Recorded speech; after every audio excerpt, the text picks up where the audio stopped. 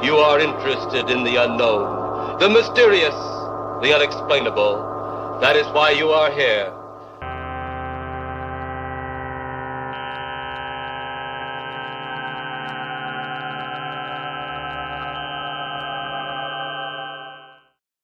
Welcome back to Code RAD, everybody. Nice to see you.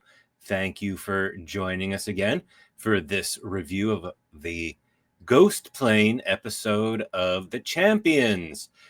First, let me take care of the important stuff. Yes, Interplanet Volume 1. That is a comic book, the beginning of a space epic, which is available on a website called Fund My Comic. Go there.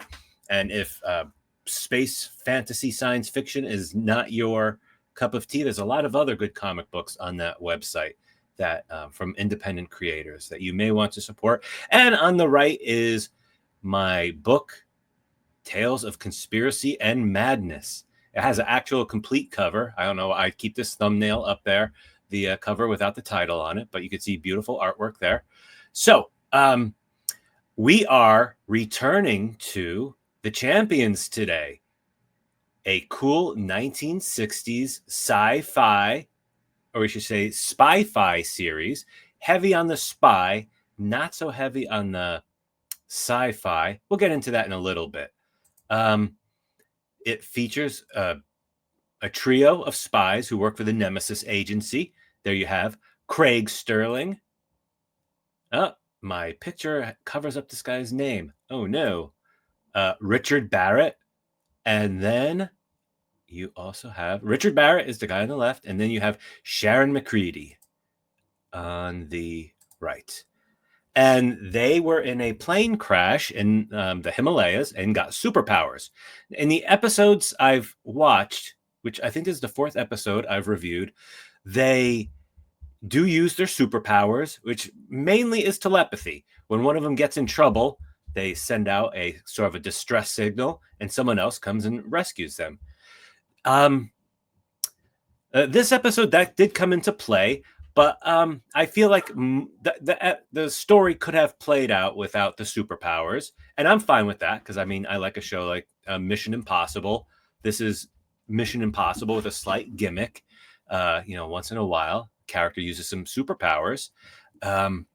So this is the first time I've done an episode of the Champions in a while, because the last time I did it, it was an episode called Operation Deep Freeze, which did not get a lot of views. My, the Code RAD episode, I should say, single digits. And I thought, well, maybe people are sick of the Champions. Then it occurred to me that maybe it had to do with something I said. Maybe YouTube took offense to it. Operation Deep Freeze is about a group of, military officers in the Antarctic blowing up nuclear bombs. It's stated that they are from a South American country, and it doesn't get any more specific than that. It occurred to me that these guys did not look Latin American so much as from a Central European country that was involved in a big war in the 1930s and 1940s. And maybe saying that word caused YouTube to throttle my reach. In case I did not make it clear enough, there's articles. This article is dated today that about, certain kinds of soldiers escaping to Argentina. So maybe that has something to do with why my review of Operation Deep Freeze got so few views. I don't know, dear viewer. What do you think? So I enjoy the show The Champions. I enjoy spy fiction of all types. I just finished watching the fifth and final season of a French show called The Bureau, which I highly recommend. Might be the best show ever made. Just incredible. But The Champions is a throwback, of course. Is made in the 1960s. Very episodic. Every episode is a new adventure. And as you could see here, this episode, Ghost Plane, starts off with some cool fighter jets who all three of these four get destroyed by a really cool other jet. Oh, well, here is our boss of a NATO grounds commander eating this fantastic breakfast as he's, controlling the jets in the sky. But unfortunately, his breakfast is ruined when an awesome jet comes and blows three of them up. One of the pilots just barely manages to land his jet on a aircraft carrier that is just off the coast of China. Very significant geographical detail. The pilot describes to everyone this fantastic jet that was going unbelievably fast, just blew the other planes out of the sky without a problem.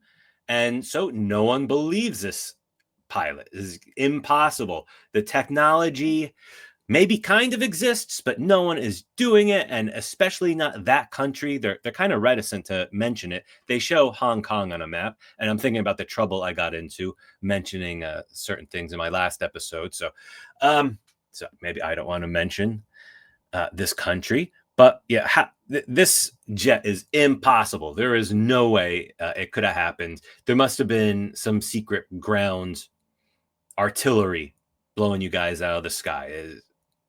So it's a big mystery, and everyone is very reluctant to believe in this super jet that is so far beyond what NATO has.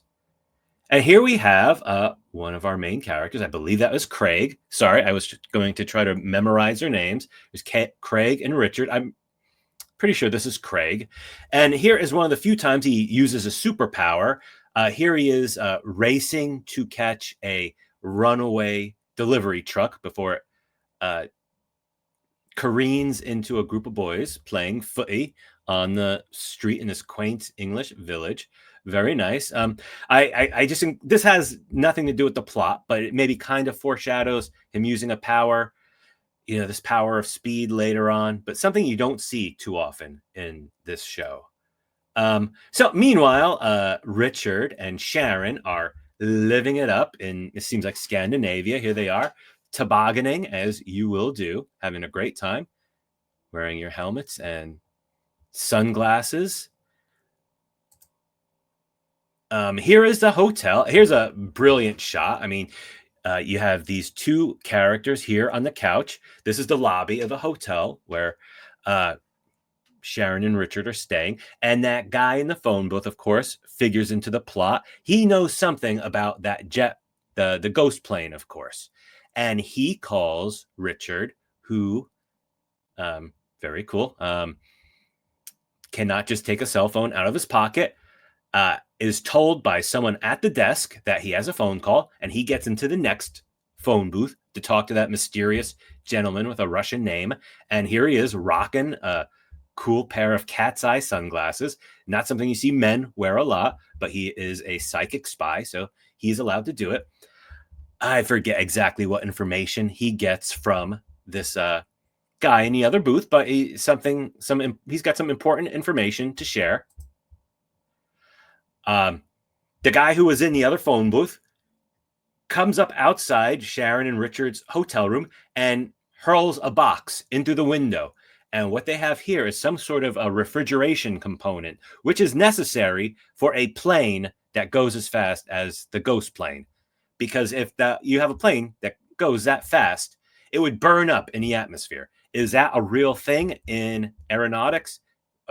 Do planes that go really fast need a refrigeration unit?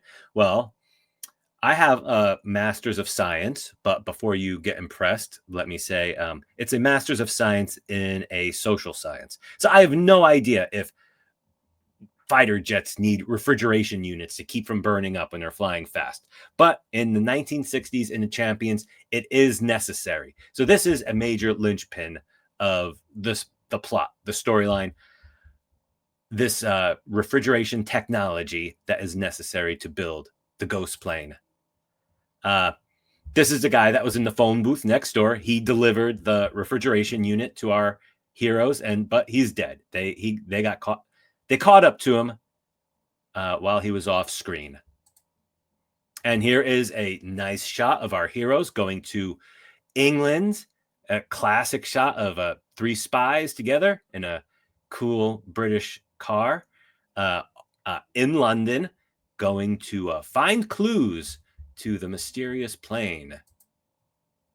Here they meet the engineer. You may notice this one woman, kind of, sort of Emma Peel looking. She is here too. She was in the hotel lounge earlier. And the guy there with the mustache is the engineer who designed the refrigeration unit. He's quite concerned, of course, that someone might be putting his inventions to nefarious ends. Sharon follows a woman in a red coat to a refrigeration sort of factory.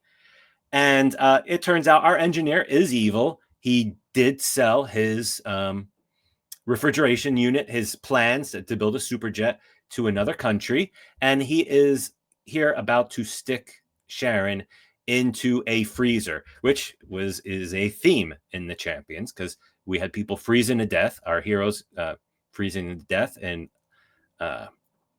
Operation Deep Freeze. And here Sharon is about to get stuck into a freezer with the controls set down to the lowest setting. Uh-oh. And then we have a parallel scene going on where it is illustrated just how effective these cooling units are with a chicken stuck into a cooling unit. When the raw chicken is pulled out a few minutes later, I was really hoping for it to be splittered into shards of chicken ice, but it looks like they used an actual chicken carcass that they smashed with a mallet. Wasn't terribly impressive, but of course it's implied that is what's going to be happening to Sharon very shortly. So of course she is able to be rescued, and people who are fans of the Champions or have listened to my commentaries probably have an idea of how she gets out of there. And here is a cool shot of our villains that mirrors the picture of our heroes in the car, with this female bad guy kind of looking like a cross between Clockwork Orange and Breakfast at Tiffany's. And our nemesis spies discover that they, our bad guys with the refrigeration unit have a sort of appliance laundering scheme going on. It's not the whole appliance, of course, that's important, but their secret parts they're installing into refrigerators and shipping them to this other country, which can remove the important component and install it into airplanes, into fighter jets, to have super jets, which I thought was a cool plot device. You don't see that a lot in spy shows that I'm aware of, laundering and smuggling parts like that into another country to be used in military equipment. And so the resolution of the episode is not fantastic, but it's not bad either. And so that's the basic idea of the Ghost Plane of the Champions. Let me know what you think. I hope there's some Champions fans out there, and I will be back soon. Thank you for joining the Code Rad Show.